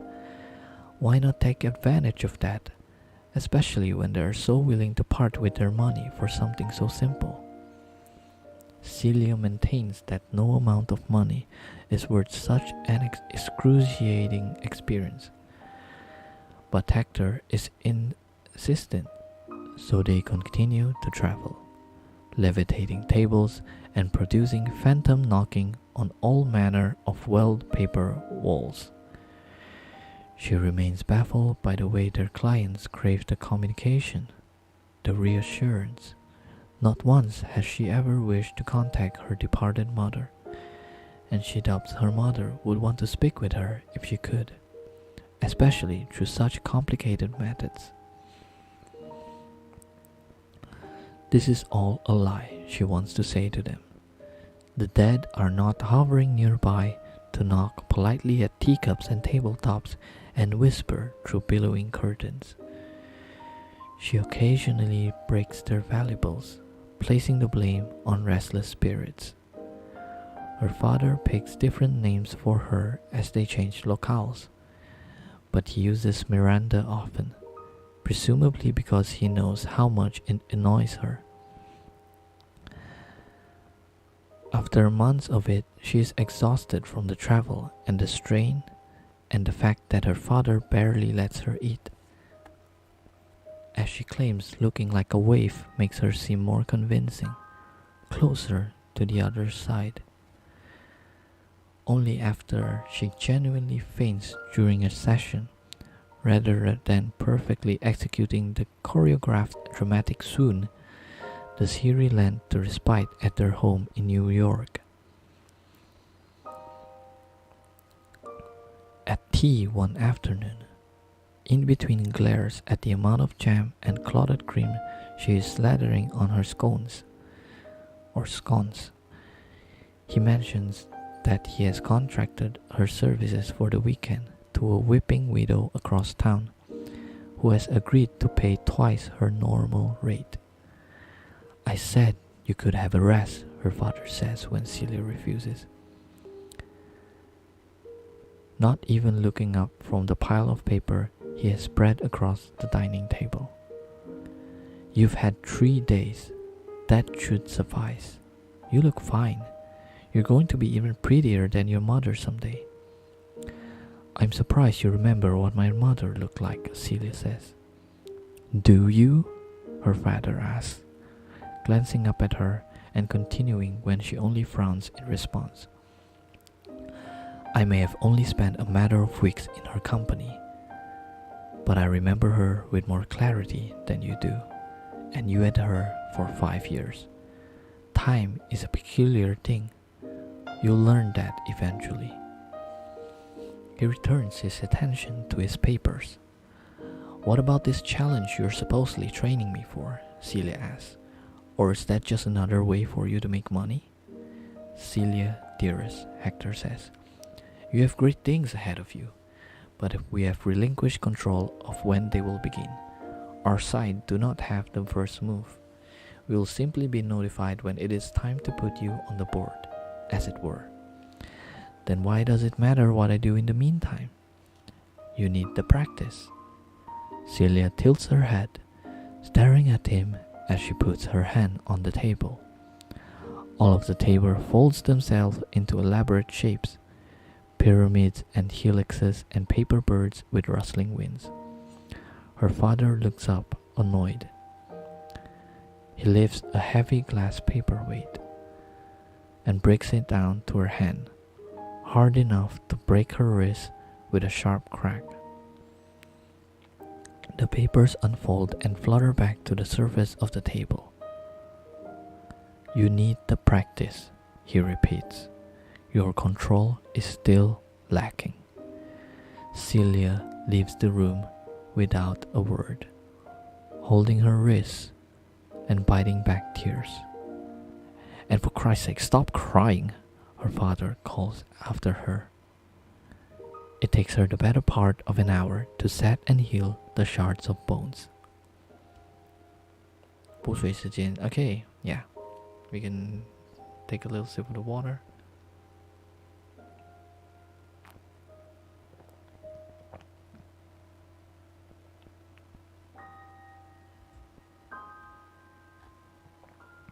Okay, yeah.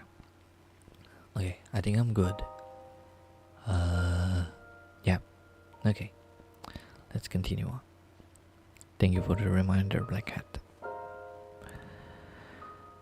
Isabel sits in a rarely occupied armchair in the corner of Marco's flat, a rainbow of silk ribbon twisted around her fingers as she attempts in vain to form it into a single elaborate braid.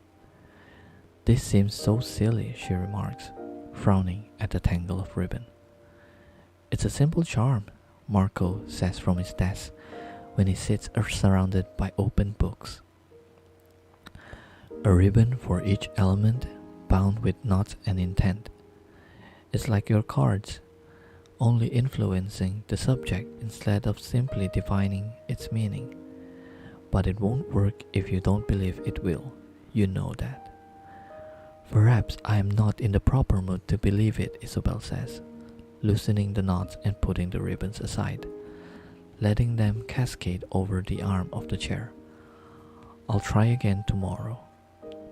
Help me then, Marco says, looking up from his books. Think of something, an object, a significant object that I cannot possibly know about. Isabel sighs, but she obediently closes her eyes, concentrating. It's a ring, Marco says after a moment, picking the image out of her mind as easily as if she had drawn him a picture. A gold ring with a sapphire flanked by 2 diamonds. Isabel's eyes snap open. How did you know that? She asks. Is it an engagement ring? He counters with a grin. She claps her hand to her mouth before she nods. You sold it, Marco says, picking up the fragments of memory attached to the ring itself. In Barcelona. You fled an arranged marriage. That's why you're in London. Why did you not tell me? It is not exactly a topic of proper conversation, Isabel says. And you hardly tell me anything about yourself. You could have fled an arranged marriage of your own. They stare at each other for a moment, while Marco tries to come up with an appropriate response, but then Isabel laughs. He probably looked for the ring longer than he looked for me, she says, glancing down at her bare hand. It was such a lovely ring. I almost didn't want to part with it, but I had no money and nothing else to sell. Marco starts to say he can tell she received quite a good price for the ring. But then there is a knock on the door of the flat. "Is it the landlord?" Isabel whispers, but Marco puts a finger to his lips and shakes his head.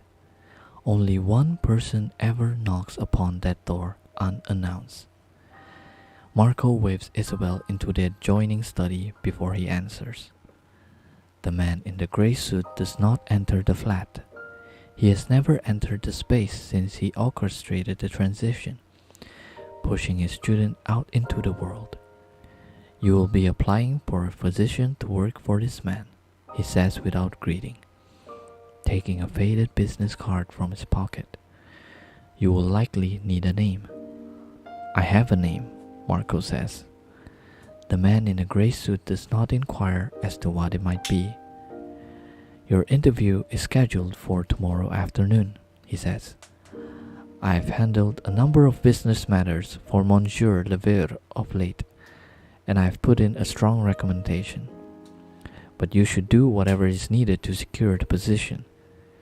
"Is this the beginning of the challenge?" Marco asks. "This is a preliminary maneuver to place you in an advantageous position." "And when does the challenge start?" Marco asks, though he has asked the question dozens of times before and never received a firm answer. "That will be clear at the time," the man in the gray suit says. "When it does begin, it would be wise to focus your attention on the competition itself." His eyes move pointedly to the closed door to the study, without any distraction. He turns and exits down the hall, leaving Marco standing in the doorway, reading and rereading the name and address on the faded card. Hector Bowen eventually relents to his daughter's insistence that they remain in New York, but he does so for his own purposes. While he makes occasional comments that she should be practicing more, for the most part he ignores her, spending his time alone in the upstairs parlor. Celia is quite pleased with the arrangement and spends most of the time reading.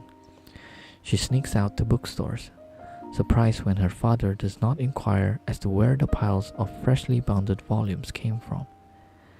And she does practice often, breaking all manner of things around the house in order to put them back together again, making books fly around her room like birds, calculating how far they can travel before she must adjust her technique.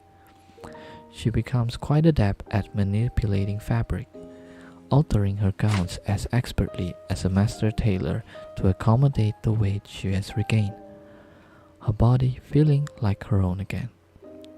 She has to remind her father to come out of the parlor for meals, though lately he has refused more and more often, barely leaving the room at all. Today, he will not even respond to her insistent knocking. Irritated and knowing he has charmed the locks so she cannot unlatch them without his own keys, he kicks the door with her boot, and to her surprise, it swings open. Her father stands by a window, intently watching his arms as he holds it out in front of him, the sunlight filtering in through the frosted glass and falling over his sleeve. His hand fades completely and then returns. He stretches his fingers, frowning at the audible creaking of the joints. "What are you doing, Papa?" Celia asks, curiosity trumping her annoyance. It is not something she has seen him do before, either on stage or in the privacy of her lessons. "Nothing to concern yourself with," her father says, pulling the frilled cuff of his shirt down over his hand. The door slams shut in her face.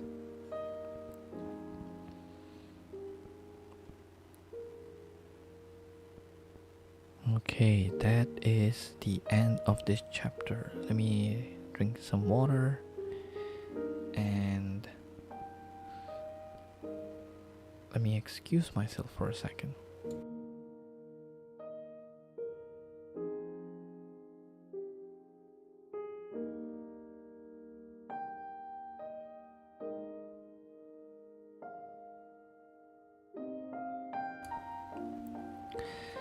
So yeah， 拜虎晚安，来听 ASMR 入睡。Oh no， 拜虎，我真打算就是读到这边。But yeah， 对不起。对，因为刚好读完一章，所以我就觉得这边就是一个很好的一个停顿点。所以yeah, if you guys are really interested in, you know, more night reading like this, I could like, make arrangement for some of these session. So, yeah. One more last chapter. I don't think I can because I could feel like my voice is straining right now. Like any amount of water doesn't really help anymore. So yeah, I apologize because I could feel like the limit. I probably would have to practice, I don't know, so that I could read for even longer time in the future. But yeah, that has been the ASMR reading, night reading session for today. And as much as I'm glad that you guys are still commenting, I just feel like, did I not read it like calmly enough that you guys didn't fall asleep? But yeah, if you're like watching this live stream afterwards, I do hope it's a calming enough method to help you get asleep. And once again, I would like to thank for 100 subs. This celebration is a little bit long overdue, but I'm glad that we could have this stream today. And what a nice stream to end this year. So yeah, this is pretty much the last stream for this week and for this year as well. So when I see you guys next time, it will be in the new year. So yeah, I hope you guys have like an enjoyable new year. There's one more day left before the weekend, so have a good night rest tonight, and I'll see you in the next stream, okay? Matasaman. Good night, guys. 晚安哦，早点休息，好好休息。祝大家做个好梦。OK， 잘 자。